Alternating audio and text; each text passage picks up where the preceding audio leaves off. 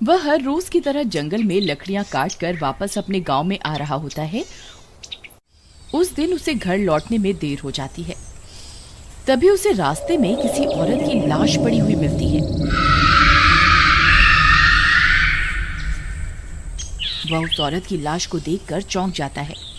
अरे ये क्या, ये कौन है? इसे किसने मारा? मुझे अभी के अभी दरोगा साहब को इसकी जानकारी देनी होगी। तभी उसकी नजर उसके हाथों की तरफ पड़ती है। उस औरत ने हाथों में सोने के कंगन पहने होते हैं। उन सोने के कंगनों को देखकर वह लालच में पड़ जाता है। अरे वाह, इसने तो सोने के कंगन पहने हुए हैं, इन्हें निकाल लेता हूँ। फिर वह उन सोने के कंगनों को निकालने की कोशिश करने लगता है, लेकिन वह कंगन नहीं निकाल पाता। अरे ये कमबख्त निकल क्यों नहीं रहा? अब क्या करूं? फिर वह अपनी कुल्हाड़ी से उसके दोनों ही हाथ काट देता है।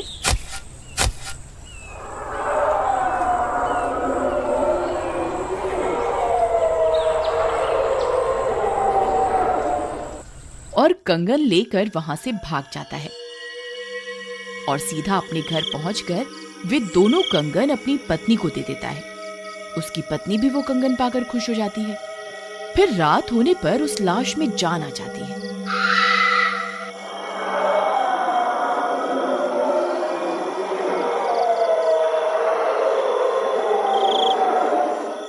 वहीं दूसरी तरफ मनोहर और उसकी पत्नी सो रहे होते हैं। तभी कोई उनका दरवाजा जोर जोर से खटखटाता है। अरे इतनी रात को कौन आ गया? फिर वह दरवाजा खोलने के लिए जाता है। जैसे ही वह दरवाजा खोलता है, उसे बाहर एक औरत खड़ी हुई दिखाई देती है।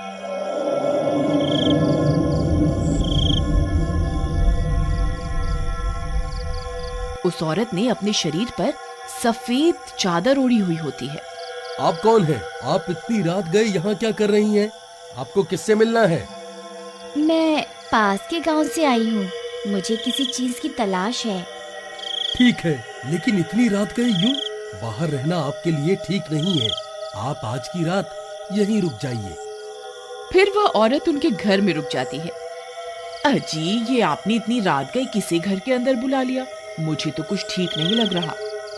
वह औरत चारपाई पर बैठी हुई होती है।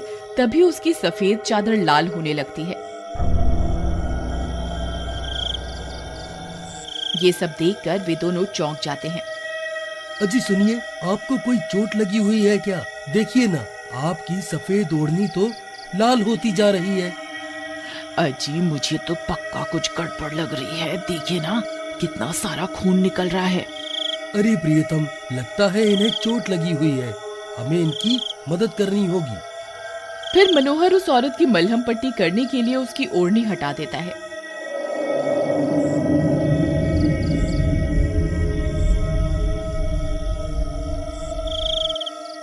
उसके दोनों हाथ कटे हुए होते हैं। ये देखकर उन दोनों की हालत खराब हो जाती है। अरे मर गए रे, इसके तो दोनों ही हाथ कटे हुए हैं जी। अरे अरे, ये आपको क्या हो गया है? आपके दोनों हाथ कहाँ गए? किसी ने मेरे कंगन चुराने के लिए मेरे दोनों हाथों को काट दिया है। ये सुनकर मनोहर के पैरों तले जमीन खिसक जाती है। अरे मर गया रे, ये तो वही औरत है जिसके मैंने हाथ काटे थे। लेकिन ये तो मरी हुई थी, ये जिंदा कैसे हो गई? हाय रे, अब क्या होगा? तभी उस औरत की नजर मनोहर की पत्नी के हाथों पर पड़ती है और वह सोने के कंगन देखकर चौंक जाती है।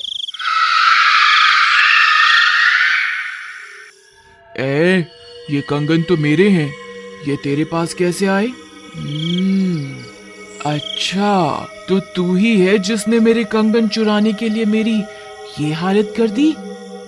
अरे मर गई रे, अरे नास मिटे, ये किसके कंगन उठा ले आया? अरे कमबख्त मारे, आज तो तू मरवा कर ही छोड़ेगा। हाय रे।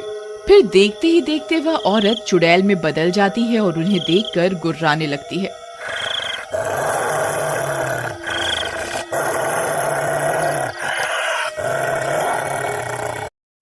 अरे मर गए रे, ये तो चुड़ैल निकली, अब क्या होगा? अरे भागो रे भागो, अपनी जान बचाकर भागो।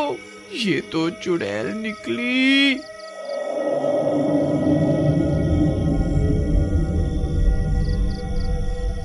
अरे प्रियतम, मेरे लिए रुको। मैंने तुम्हारे लिए ही तो कंगन चुराए थे। मुझे छोड़कर कहाँ भाग रही हो? फिर वे दोनों उस चुड़ैल को अपने घर में बंद करके वहां से भाग जाते हैं। वह चुड़ैल जोर जोर से दरवाजा पीटने लगती है। फिर वह दोनों भागते भागते पड़ोस के घर में घुस जाते हैं। अरे मनोहर भाई, क्या हो गया? इतनी रात गए कैसे आना हुआ? तुम इतने घबराए हुए क्यों हो? मुन्ना भाई क्या बताएं, इन्हें आज जंगल में किसी औरत की लाश मिली थी। उसने सोने के कंगन पहने थे। ये लालच में पड़ गया और उन सोने के कंगनों को निकालने के लिए इन्होंने उस औरत के दोनों ही हाथ काट दिए। और वो औरत अपने कंगनों की तलाश करती करती हमारे घर तक पहुंच गई है। और वो कमबख्त औरत तो चुड़ैल निकली। अब हम क्या करें? अरे मर गए रे, ये तुमने क्या कर दिया भाई? अब वह चुड़ैल कहाँ है? भाई, हम उसे अपने घर में कैद करके आए हैं। अरे मूर्खों, चुड़ैल को भी कोई कैद कर सकता है भला? वह किसी भी पल उस घर से निकल आएगी और तुम्हें ढूंढते ढूंढते यहाँ आ जाएगी। फिर उनकी सारी बात मुन्ना की पत्नी सुन लेती है और वह आ जाती है। ये ठीक कह रहे हैं, तुम दोनों अभी के अभी इस घर से निकल जाओ, नहीं तो तुम्हें धक्के मार के निकाल दूंगी। तभी वह चुड़ैल मनोहर के घर का दरवाजा तोड़कर बाहर निकल जाती है और सीधा मुन्ना के घर पहुंच जाती है।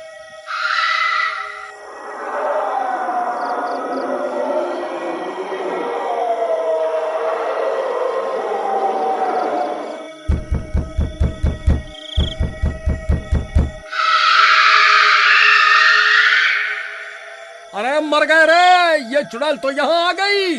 अजी, अगर ये इनके घर का दरवाजा तोड़ सकती है तो ये दरवाजा भी ज्यादा देर तक नहीं टिकने वाला। कुछ कीजिए ना।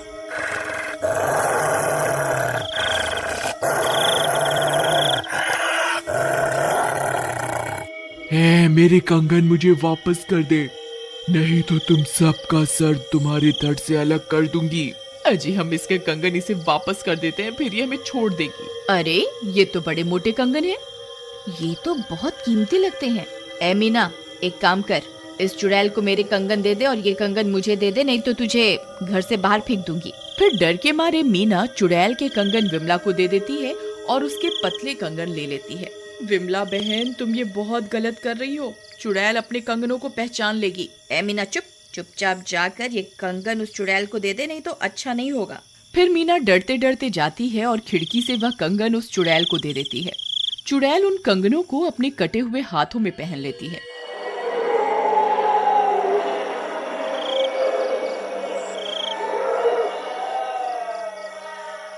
अरे ये क्या? ये वे कंगन नहीं है।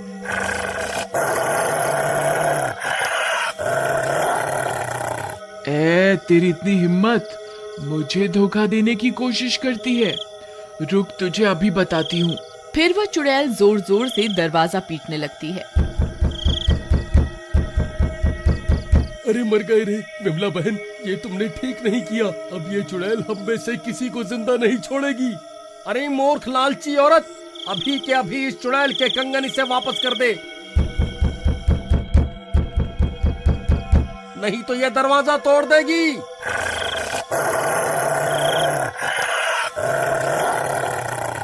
फिर विमला भागती हुई खिड़की की ओर जाती है।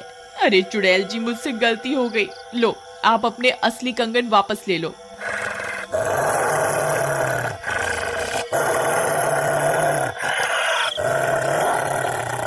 फिर चुड़ैल अपने दोनों हाथ खिड़की से अंदर की ओर कर देती है और विमला उसे कंगन पहना देती है। असली कंगन पहनते ही उस चुड़ैल के दोनों हाथ वापस आ जाते हैं।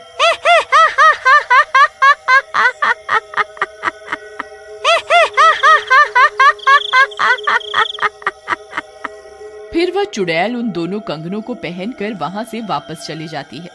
अरे नास मिट्टी चुड़ैल, मेरे कंगन तो वापस करती जा। मेरे कंगन क्यों ले जा रही है? अरे विमला बहन, ये तुम्हारे लालच की वजह से हुआ है। तुमने दूसरे की चीज हथियानी चाहिए और अपनी चीज से भी हाथ धो।